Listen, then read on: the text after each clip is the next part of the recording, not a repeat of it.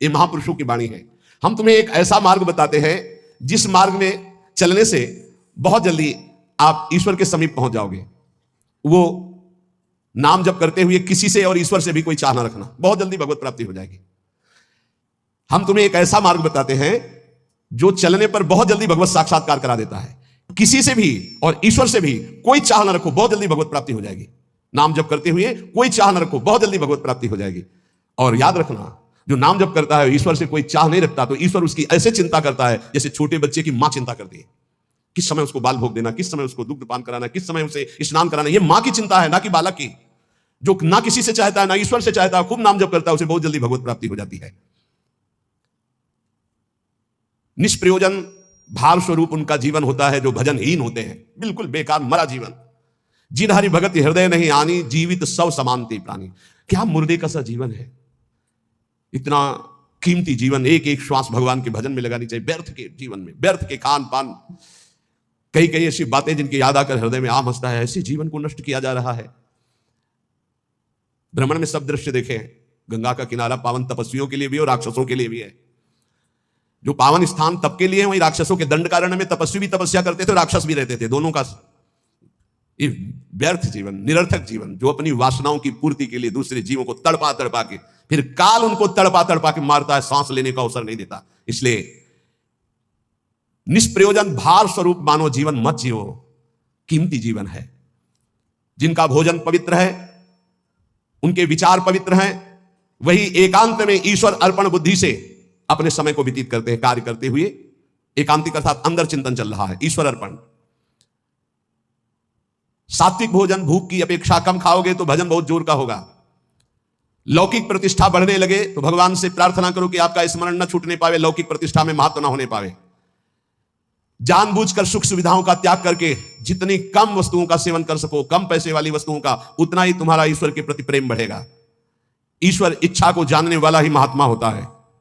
जो ही प्यारो करे सोई मोहि भावे, मेरे प्यारे की क्या इच्छा है ये महात्मा जानता है। अन्याय से प्राप्त वस्तुओं को पाने वाले के सारे करण पाप लिप्त हो जाते हैं। अंतःकरण, बुद्धि, मन, चित्त, अहंकार, वो इच्छा ना होने पर भी दूषित अन्न के कारण पाप इच्छा प्रकट होकर उससे पाप कराती है। जो घूस लेता है, अन्याय पूर्वक निर्णय करता है, ऐसों का धन उनके परिवार को नष्ट कर देता है, और उनका किया हुआ दान जिसके पास जाता है उसकी अंतःकरण की वृत्ति को नष्ट करके पाप आचरण करवाता है। इसलिए भगवत मार्ग में चलने वाले उपासकों को घूस लेने वालों से जो प्रतिग्रह दान लेना है उनसे बचे। खूब खुली बात है। ये जो अन्याय अधर्म करना पैसे के बल से सीख गए हैं, अपने पद का दुरुपयोग, ऐसे लोगों से जो दान लिया जाता है, ऐसे लोगों से जो अर्थ लिया जाता है, वो केवल पाप विचार बढ़ाता है, पाप आचरण बढ़ाता है। इसलिए बहुत सावधान। देखा महाप्रभु चैतन्य देव से जब महाराज प्रताप रुद्र बड़े महाभागवत थे, उनके दर्शन करने की बात सामने रखी गई कि वो दर्शन करने आना चाहते, तो उन्होंने कहा तुमने क्या समझ रखा है, एक मैं वीतराग सन्यासी में राजा के दर्शन के उनके लिए दरबार में जाऊं या उनको यहां बुलाऊं, मुझे क्या आवश्यकता है। नहीं, राज दर्शन भी निषेध। ऐसा जो उपासक चाहता है कि मैं सच्चे भाव से भगवान के मार्ग में चलूं, तो पाप कर्म करने वालों से, उनके द्वारा दी हुई वस्तुओं से बहुत दूर बच करके, भूखे रह जाओगे तो ठीक है, उनका अन्न न जाने पावे। ईश्वर भक्त अदृश्य परमात्मा की इच्छा का अनुमोदन करता रहता है, और वह देखता रहता है कि मृत्यु हर समय हमारी प्रत्येक श्वासों को गिन रही है। इसलिए वो सर्वांग सुंदर होने पर भी अपने शरीर का राग नहीं रखता, और तपश्चर्या के द्वारा, शरीर के द्वारा भगवान को प्राप्त कर लेता है। ईश्वर के सिवा दूसरी कोई भी वस्तु मिलेगी वो टिकाऊ नहीं होगी, परिवर्तनशील होगी, नाशवान होगी। मनुष्य जीवन प्राप्त करके ईश्वर को प्राप्त करना ही खास वस्तु प्राप्त करना है। बाहर से निर्धन देखने वाला उस नाम जापक को नहीं जानता कि कितना बड़ा धनी सर्वलोक महेश्वर भगवान को अपने अधीन किए रहता है, जो निरंतर नाम जप करते हुए बाहर से निर्धन रहता है। तुम बाहर से निर्धन दिखते हुए अंदर से महान धनी हो यदि नाम जप करते हो, और ये बाहर से जो धनी दिखाते हैं अंदर से खोखले हैं, इनके पास अहंकार गर्व के सिवा कोई सच्चिदानंद बात नहीं है। इसलिए ईश्वर का अवलंबन अर्थात भगवान की शरणागति, ऋषि मुनि भक्त जनों के द्वारा जो दिए गए वचन, उनका मनन, खान पान पवित्र जगह से, हिंसा और निंदा करने वालों से बिल्कुल बचो, उनका कोई भी शब्द या भोजन या संग ना आने पावे, निषिद्ध विषयों से दूर रहो, कुछ भी भोगने की इच्छा उठे उसको दबाकर रौंद डालो। ये तब भगवत प्राप्ति के योग्य बनता है। जो महात्मा आचार विचार परायण होकर धर्म में चले हैं उन्हीं के अनुसार चलो। सत्कार्यों में स्थिति प्राप्त करने के लिए उन महात्माओं का अनुसरण अत्यंत आवश्यक है। इस जगत में प्रभु के समान कोई सच्चा सहायक नहीं है। मूर्तिमान प्रभु के सहायक स्वरूप ये महापुरुष जन है, इन्हीं का आश्रय ले लो, इन्हीं के पीछे चलो तो सतमार्ग का दर्शन हो जाएगा। सतमार्ग पर चलाने के लिए ही पहली पीढ़ी जो हमारे गुरुजनों की है उसका अनुसरण करना है। महाजनों गतेन सपंथा, संसार केवल फंसाने वाला है, महापुरुष ही केवल मुक्त करने वाले हैं। कल एक भगत कह रहे थे, हमारे पिताजी ने कसम खवाया कि वृंदावन गए तो तुम्हें हमारी कसम है, हमारा मुख देखोगे। कसम का मतलब ये। बोले आपको गाली देते हैं। उनका धन्यवाद, कम से कम गाली दे रहे, साफ तो नहीं दिया। दक्ष ने साफ दे दिया नारद जी को, नारद जी को साफ दे दिया। कब? जब उनके पुत्रों को बाबाजी बना दिया। भगवान के मार्ग में जब प्रशस्त कर दिया दक्ष के पुत्रों को, तो दक्ष जी ने जल हाथ में लिया। जब नारद जी गए तो ये नहीं पूछा कि क्या हालचाल, कहा मैं साफ देता हूं, हमारे पुत्रों को भगवत मार्ग में लगा दिया, तुम 2 घड़ी से ज्यादा कहीं जिंदगी में टिकी ना पाओ। 2 घड़ी का मतलब होता है 48 मिनट। बोले इतने में तुम बहुत बड़ा काम कर देंगे, 48 मिनट में तो बाबा जी बना देंगे भगवत मार्ग के प्रति।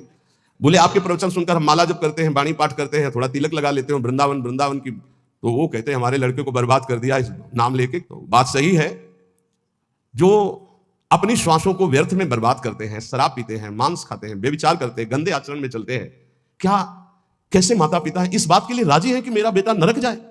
इस बात के लिए राजी है कि मेरा बेटा गलत आचरण करे, और वही शराब पी के जब आवे तो 2-4 मुझे थप्पड़ मार के घर से बाहर करे? ये आचरण, अगर माता पिता को भगवान मानकर उनकी सेवा करो। वो कह रहा था कि आप अपराध भर हमको ना बोध कराएं, तो एक बार अंदर से इच्छा है कि अपने बाप को उठा के पटके और खूब धुलाई।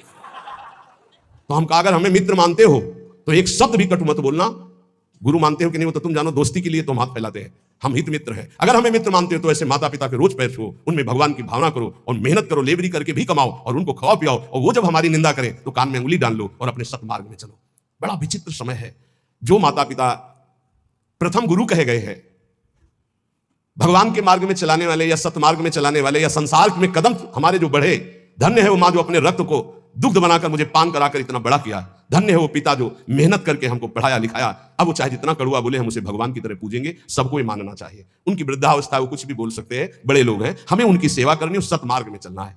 तो यहां कह रहे कि महापुरुषों के सिवा अपना कोई सतमार्ग बताने वाला नहीं, इसलिए संतों की बात को मानना चाहिए। वो अहेतुकी मित्र हैं, तुम्हारा अमंगल नहीं कर सकते हैं। इस जगत में प्रभु के समान कोई सच्चा सहायक नहीं, और प्रभु ही महापुरुषों के रूप में प्रेरित करते हैं आकर के अपने मार्ग को। इसलिए मन को सत्य मार्ग में चलाने के लिए पहली सीढ़ी संत महापुरुषों के वचनों के आधार पर चलो। आज हम सबके ऋणी हैं, सच्ची हृदय से ऋणी हैं। धन्यवाद देते हैं कि आज इस कलयुग के प्रचंड तांडव काल में आप संतों की बात मान रहे हैं। इसलिए हम आपके चरणों में प्रणाम करते हैं, क्योंकि इसमें आपका मंगल है। आप स्वस्थ रहेंगे, आप भगवत भजन करते हुए अच्छे आचरण वाले रहेंगे, तो आप हमारे बहुत बड़े हितैषी हुए। क्योंकि आप सुखी हैं, आपका मंगल हुआ, तो मेरे कर्तव्य का पालन हो गया, मेरे साधु वेश का धारण करना सार्थक हो गया। आप हमारे बड़े सहयोगी हैं, आप हमारी भागवतिक उन्नति के बहुत बड़े कारण बन गए। क्योंकि हम धन्यवाद के पात्र तभी बनेंगे जब हमारी बात को मानकर आप धन्य हो जाएंगे। हमारा कल्याण हो गया, हमारा मोक्ष हो गया तो बहुत छोटी बात है। अगर हमारी बात से आपका कल्याण न हुआ तो हमारी बात की बात क्या रहेगी? तो हमारी बात को सार्थक और समर्थ बनाना आपका कर्तव्य है। यदि आपने अपने कर्तव्य का पालन किया तो मेरे कर्तव्य का अपने आप पालन हो जाएगा कि मेरा साधु वेश धारण करना, मेरा जीवन धारण करना, मेरा भजन करना, मेरा सतमार्ग में चलना सार्थक हो गया। हमारे देश के यदि 2-4 हजार लोग भी कुमार्गगामी प्रवृत्तियों को छोड़कर भगवत मार्ग में चल रहे तो हृदय से आशीर्वाद देता हूं। आशीष देने के लिए तपस्या की जरूरत नहीं होती। मां अपने बच्चे को आशीष देती तपस्या से नहीं, दुलार से। आप स्वस्थ रहिए, आपकी बुद्धि स्वस्थ रहे, आपके जीवन का परम लक्ष्य भगवत प्राप्ति आपके हाथ में आवे, आप कभी गलत आचरणों में ना फंसे। अगर वार्ता को सुन करके अपने मन में धारण करेंगे तो निश्चित ये वस्तु आपको प्राप्त होगी, क्योंकि हमारा जन्म सिद्ध अधिकार है भगवत प्राप्ति करना। जो संतों में पूर्ण श्रद्धा रखते हैं, अध्यात्म विषय में चलना चाहते हैं, उनको परमात्मा साक्षात्कार निश्चित हो जाता है। जो संतों में पूर्ण विश्वास करते हैं कि ये जो कह रहे हैं सत्य। कभी भी अगर दान शब्द का आया है तो मन का दान कीजिए, श्वासों का दान कीजिए, अपने जीवन का एक एक कर्म भगवान को समर्पित कर। ये शुद्ध बातें परमार्थ की। अगर कभी दान पुण्य की बात चली तो पहले कह दिया है कि शास्त्र में लिखा है इसलिए पढ़ रहा हूं, हमारी आस्था इस पर नहीं है। हमारी आस्था का विषय हर श्वास भगवान नाम स्मरण हो, यही जीवन का परम लाभ। भगवान श्री कृष्ण चंद्रजू कृपा करके वर्णन करते हैं कि जब साधना अवस्था से सिद्धावस्था में उपासक पहुंचता है तो उसकी स्थिति क्या होती है? बोले यदृच्छालाभ संतुष्टो द्वंद्वातीतो विमत्सरः समासिद्धावसिद्धौ च कृत्वापि न निबध्यते। अपने आप जो कुछ भगवान की इच्छा से व्यवस्था हो जाती है उसमें वो संतुष्ट रहता है, सिद्ध पुरुष। तो साधक को सिद्धों का अनुसरण करना चाहिए। जथा लाभ संतोष सदा काहू सो कछु न चाहोगे, बहुत बड़ी सिद्धि है। यदि अच्छा लाभ संतुष्टो, मांगना बंद कर दो, ना भगवान से मांगो ना किसी मनुष्य से मांगो, मांगना बंद कर दो। यहां कह रहे मांगो मत, तो ऐसे देने के लिए बोलो मत, दोनों बातें संभाल के। भगवान की इच्छा ऐसे कर दिया, नहीं आया तो बोलना नहीं। कभी तुम बोलो मत और कभी तुम मांगो मत। ऐसे बोलने से अपराध लगता है और ऐसे मांगने से अपने इष्ट की निष्ठा जाती है। और बोल दिया तो कर्जा समझ लेना, और मांग लिया तो आश्रय छूट गया, ये बात समझ लेना। दोनों को अपनी अपनी निष्ठा में रखना है, ना मांगना है और ना देने के लिए बोलना है। ऐसे दे दो, कोई जान नहीं पाया, और जैसे हरि रखते हैं वैसे रह जाओ, और उसका एहसान मत मानो देने वाले का, तो दोनों का परमार्थ पुष्ट हो जाए। यदृच्छा लाभ संतुष्ट हो। बिल्कुल ये हम विनोद में बहुत खास बात बता रहे हैं। कभी संतों से, कभी भगवान के सामने, कभी ऐसे जैसे एक आए थे कि हमने कहा था कि हे हनुमान जी हमारा काम हो जाएगा तो आपको मंदिर बनवाएंगे, तो काम तो हो गया महाराज, मंदिर नहीं बना तो हमारी दुर्गति होगी। हमका पक्की, इसमें पक्की, इसमें कच्ची नहीं होगी। देखो भगवान के सामने संकल्प मत करो। अगर आपको कोई मांग रखेंगे, देखो सत्संग सुलझाव का है, सत्संग मतलब सुलझना। हमारे बाप हो, हे प्रभु मुझे ये चाहिए, जैसे अपनी मम्मा और पप्पा से मांगते तो कैसे मांगते हैं, हमें चाहिए। उनको हम ये थोड़ी कहते हैं कि हमको ये दे दो, तुम्हें हम ये ले आएंगे, तुम्हें वो ले आएंगे, तुम्हें ऐसा प्रलोभन देते हैं क्या? थपड़िया देंगे माता पिता। हमारा बच्चा हमको प्रलोभन देता है, जाल में फंसाना चाहता है, ऐसे थपड़िया जाओगे अगर प्रभु को प्रलोभन। और अगर बड़े दाता बनते हो कि मंदिर बनवा देंगे तो फिर काम हो गया, बनवाओ मंदिर।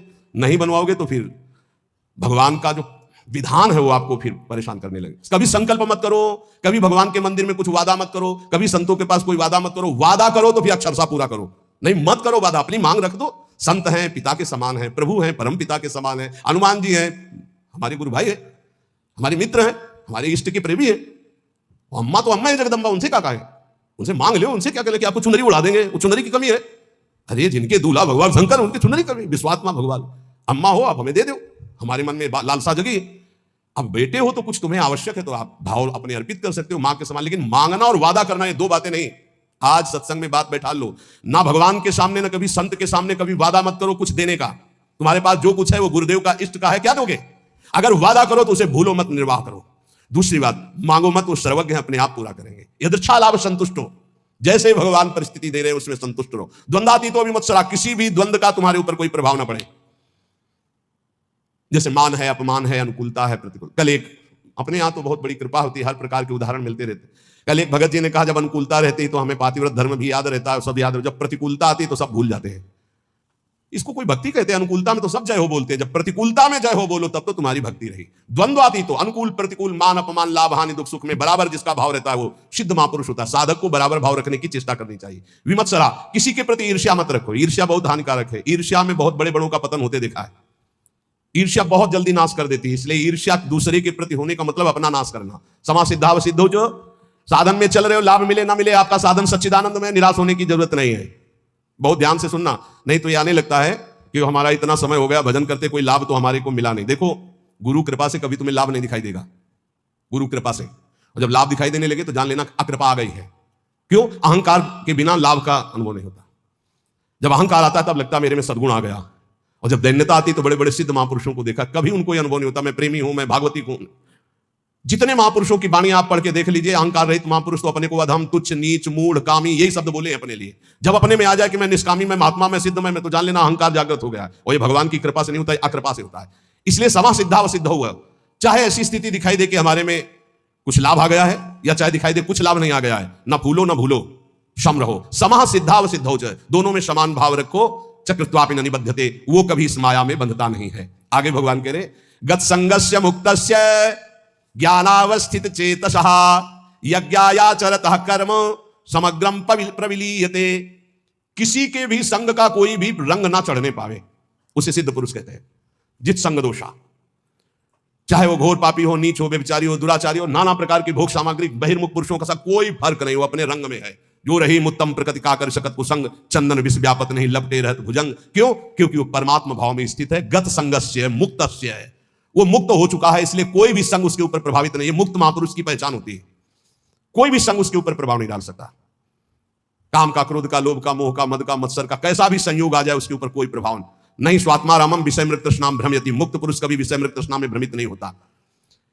कैसी भी क्रिया का संयोग बन जाए, कैसे भी पदार्थ का संयोग बन जाए, कैसी भी घटना आ जाए, कैसी भी परिस्थिति आ जाए, कैसी भी व्यक्ति के सामने उपस्थिति हो जाए, उसके ऊपर कोई फर्क नहीं पड़ता।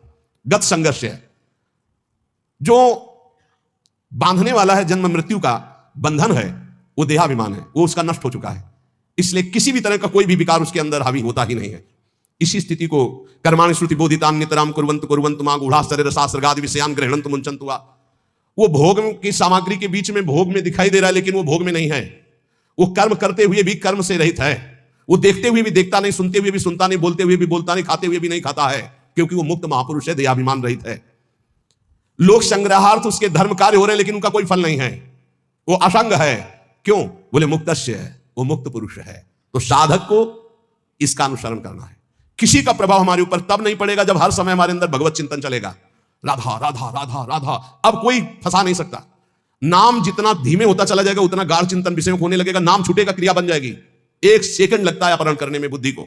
इन विकारों ने इतना अधिकार जमा रखा, 1 सेकंड में बुद्धि को अपहरण करने के जो निर्णय ही नहीं कर पाएगी, नाम न छूटने पावे। असंगो अहम पुरुषः, मैं असंग हूं, ना कभी कोई मुझे बांधा था ना कोई बांध सकता है। यह अनुभव हो जाता है सिद्ध महापुरुष को। किंतु असंग होते हुए उसने संग जिसने कर रखा है, शरीर का, इंद्रियों का, मन का, बुद्धि का, अब उसके ऊपर प्रभाव पड़ेगा पदार्थ का, परिस्थिति का, व्यक्ति का, घटना का, सुख का, दुख का। और जिसने शरीर, इंद्रिया, मन, बुद्धि से अपने को असंग देख लिया, उसके ऊपर कोई प्रभाव नहीं पड़ेगा। उसे ही मुक्त पुरुष कहते हैं। कोई मेरी मनचाही करे या मेरे मन के विरुद्ध करे, कोई फर्क नहीं पड़ता। किसका? जो शरीर, इंद्रिय और मन से अलग हो चुका है। अलग क्या हो चुका है? वो तो अलग था ही। हाँ, अनुभव हो गया जिसको ऐसा। चाहे अकेला बैठा हो या हजारों के बीच में, शरीर स्वस्थ हो या रोगी, भोग बाहुल्यता हो या किंचन, मनचाही हो या मन के विरुद्ध, कोई फर्क नहीं पड़ता उसमें। गत संगत से मुक्तस्य। क्यों? क्योंकि वो अपने स्वरूप में स्थित है। वो किसी क्रिया या शरीर या मन या बुद्धि या चित्त या अहंकार या इंद्रियां, कामना, ममता, कुछ नहीं उसके हृदय में। लेकिन साधक के हृदय में सब होता है। साधक के हृदय में सब होता है, पर होते हुए भी वो नाम जप के द्वारा, प्रवीण हुई बुद्धि के द्वारा अपने को बचा लेता है। मुक्त पुरुष की पहचान है कि वो विविध प्रकार के भोगों के बीच में रहते हुए भी किंचन मात्र विक्षिप्त नहीं होगा। किसी भोग का उसके ऊपर कोई प्रभाव नहीं पड़ेगा। ज्ञानावस्थित चेतसा, क्योंकि वो ज्ञानावस्थित हो गया है। वो अपने चेतन स्वरूप, आत्म स्वरूप में स्थित हो चुका है, भगवत स्वरूप को प्राप्त हो चुका है। और साधक का कार्य है इस जड़ शरीर से अपना संबंध अलग मानकर भगवत स्वरूप में स्थित होना। यज्ञायाचरतः कर्म समग्रम प्रविलीयते। उसके जितने कर्म है सब अकर्म होते रहते हैं, कोई फल देने वाले नहीं होते। जितने भी कर्म है, क्यों? वो कर्ता भाव से रहित, अहंकार रहित, स्वाभाविक हो रहा है, यंत्रवत हो रहा है। साधक ऐसा नहीं होता है, वो कर्ता होता है।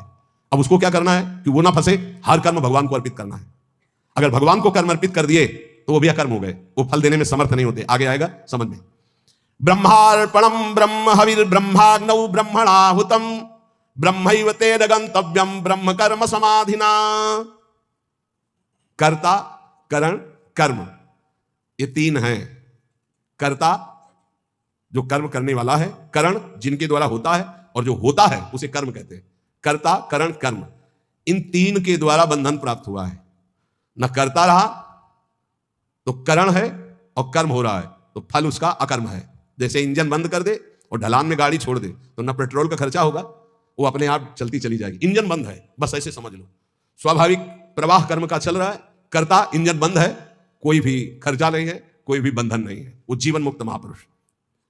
कर्तापन रहेगा तो कर्म का भोग भोगना पड़ेगा। अवश्य में भोक्तव्यम कर्तव्यम कर्म शुभाशुभम। कर्तापन रहेगा तो कर्मों का संचय होगा, उसका भोगना पड़ेगा। तो कर्म भोगने के लिए जन्म लेना पड़ेगा, जन्म मरण चलता रहेगा। कैसे नष्ट होगा कर्ता भाव? एक होता है ज्ञान से नष्ट होता है, एक होता है भगवत भाव से। हर कर्म बड़ी प्रवीणता पूर्वक भूलो मत, प्रभु को समर्पित कर दो, बच जाओगे, बच जाओगे। नाम जप करो, जो भी कार्य करो, सुबह जगने से लेकर शयन तक पूरे समय को भगवान को अर्पित कर दो। ये भागवत धर्म में बचा लेगा आपको, मान लो। जो त्रुटियां होगी वो भस्म हो जाएंगी कर्म समर्पण से। इसमें सब ब्रह्ममय हो जाएगा। अर्पण, जिससे अर्पण किया जा रहा है वो भी ब्रह्म, ब्रह्मार्पणम। और जिसमें अर्पण किया जा रहा है वो भी ब्रह्म, और जो अर्पण किया जा रहा है वो भी ब्रह्म। अर्पण, जिससे अर्पण किया जा रहा है वो ब्रह्म, और जिसमें अर्पण किया जा रहा है वो ब्रह्म, और जो अर्पण किया जा रहा है वो ब्रह्म। तो स्वयं ब्रह्म की प्राप्ति समाधि अवस्था को हो जाता है। ये ज्ञान अपने को तो नहीं है, पर इतना जरूर है कि हम में जो सामर्थ्य है वो भगवान की दी हुई। बिल्कुल सरल भाषा में आपको बता रहे, हमारे पास जो भी वस्तु है भगवान की दी हुई। हम जो भी कर्म कर रहे हो भगवान के लिए, वो सब कर्म भगवान को समर्पित कर देते तो हम भी भगवत स्वरूप हो गए। हम भी भगवत स्वरूप हो गए। बड़ा आनंद का विषय, बस इसे समझ, ये ज्ञान का विषय। ब्रह्मार्पणम ब्रह्म हविर ब्रह्माग्नो ब्रह्मणाहुतम ब्रह्मैव तेन गंतव्यम ब्रह्म कर्म समाधिना। इसी को आप भगवान में ले लो, भक्ति के द्वारा। हमारे पास जितने भी अंग हैं वो सब भगवान की दी हुई, जो भी वस्तुएं सब भगवान की दी हुई, जो बुद्धि है वो भगवान की दी हुई। जो भी भगवान की आज्ञा से हम कर्म करते हैं, भगवान को समर्पित करते हैं, तो हमें भगवान ही प्राप्त होंगे। दैवमेवा परे यज्ञम योगिनः पर्युपासते ब्रह्माग्नाव परे यज्ञम यज्ञे नैवोपजुह्यति। अन्य योगी लोग भगवत अर्पण यज्ञ का ही अनुष्ठान करते हैं, जो अभी बताया। दूसरे लोग योग ब्रह्मरूप अग्नि में यज्ञ के द्वारा जीवात्म स्वरूप से यज्ञ का हवन करते, ज्ञान एक भक्ति के द्वारा। देखो, दो में एक को तो अपनाना पड़ेगा, या तो ज्ञान के द्वारा देखो सब ब्रह्म स्वरूप, और या भक्ति के द्वारा। तीसरा कोई उपाय नहीं इसमें, नहीं ये कर्म बंधन भोगना पड़ेगा, इसलिए हम बार बार कह रहे हैं। अच्छा, जैसे आगे चलकर फिर अर्पण करना नहीं होता। अर्पण करना तब तक होता है जब तक अपना कुछ बकाया रह जाता है, फिर इसके बाद अर्पण कुछ बचा ही नहीं। ये अर्पित, हृदय अर्पित, तब ये थोड़ी है कि राधा वल्लभ अर्पणम मस्तु, कुछ रहने गया अर्पण करने के लिए तो करे क्या? समझ पा रहे हो? अभी आपके पास है इसलिए अर्पण करो, उसमें ज्ञान मत लगाओ। हमारी बात समझना। और जिनको हमारी ये बात समझ में आ रही है तो अब अर्पण करने की कोई बची ही नहीं बात। क्या? जैसे हमारा तन अर्पित है, हमारा मन अर्पित है, हमारा जीवन अर्पित है, अब इनके द्वारा जो अर्पित वो उन्हीं का घर जाए, नौकर की कोई पेमेंट नहीं होती। समझ रहे हो? ये आत्मसमर्पण जिनका हृदय से हो गया उनको कर्म समर्पण करने नहीं पड़ते कि श्री कृष्णार्पणम मस्तु, राधा वल्लभ अर्पणम मस्तु। यहां हो गया है सब अर्पण मस्तु, यहां सब अपने आप सरकारी है। घर जाए नौकर की पेमेंट नहीं होती, चाहे वो बैठा रहे, चाहे फावड़ा चलावे, चाहे कुछ करे, उसका सब कुछ है। वो केवल कहने मात्र को सेवक है, वो स्वामी पर भी अधिकार रखता है। जो पेमेंट लेता है उसकी हर मिनट की पेमेंट है। तो जिसका अपना कुछ है, पति पुत्र परिवार शरीर अपना है, बच जाओगे यदि कर्म अर्पण करने वाली बात समझ में आ गई। नहीं, अवश्य में भोक्तव्यम कर्तव्यम कर्म शुभाशुभम। दोनों प्रकार के साधक बैठे हैं, एक अहमग्रह और एक समर्पित। समर्पित साधक को अगर ये समझ में आ गया है कि मेरा कुछ है ही नहीं, तो आपको समर्पण की चतुरासी जी का पाठ किया, राधा वल्लभ अर्पणम मस्तु। अब यहां कुछ अर्पण मस्तु के लिए है ही नहीं, चतुरासी जी गवाओ चाहे हल्ला मचवाओ, जितना बोलेंगे वो सब आपकी बात बोलेंगे। हम हंसेंगे तो हमारा भजन होगा, हम चलेंगे तो हमारी परिक्रमा होगी, बात करेंगे तो आपके स्तोत्र होंगे, क्योंकि आपके सिवा हमारा कोई है नहीं। जिनकी ऐसी भावना आ चुकी उनको अर्पण करने की जरूरत नहीं है। समझ रहे हो? और जिनको ये है, हे परमात्मा, हे भगवान, तो फिर अर्पण कर देना, क्योंकि अभी दूरी है वही अर्पण कर दें अपने आप को हमारे ऊपर। बस ये बात रह गई है। समझ पाए? अब हमारा तो हो चुका, जो कुछ होना है उनकी तरफ से अर्पण करना रह गया है। समझ में आ रही? हम जितने हैं जैसे हैं, बोले अधूरा अर्पण है तो कह तो रहे हैं, हम जितने हैं जैसे हैं हो चुका हमारी तरफ से, अब अपनी तरफ से कर लो। अधूरे समझ में आ रहे ना तो पूरे कर लो। बोले कुछ अर्पण है कुछ नहीं अर्पण है तो सब अर्पण कर लो। अब हमारी तरफ से ऐसे हो चुका है, कोई परवाह नहीं। अगर ऐसा है तो बोलने की जरूरत नहीं, राधा वल्लभ अर्पणम मस्तु, ये बोलने की जरूरत नहीं। अगर ये है कि अभी हमारा कुछ है तो पक्का बच जाओगे। हर कर्म प्रभु को अर्पित कर दो। इसमें कह रहे दैव मय्वा परे यज्ञम योगिनः पर्युपासते ब्रह्माग्नाव परे यज्ञम यज्ञे नैवोपजुह्यति। एक है कि वो सब कर्म भगवान को समर्पित करते, भगवान की सामर्थ्य से, भगवान के द्वारा दी वस्तुओं से भगवत कर्म हो रहे, भगवान को अर्पित।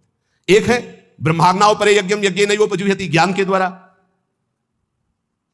अब अपने अर्पणम मस्तु एक बार हो गई, या बार बार नहीं होगी। गुरुदेव ने संकल्प करवा के तनुवांग मनोभिरमलय सोहम तवै आश।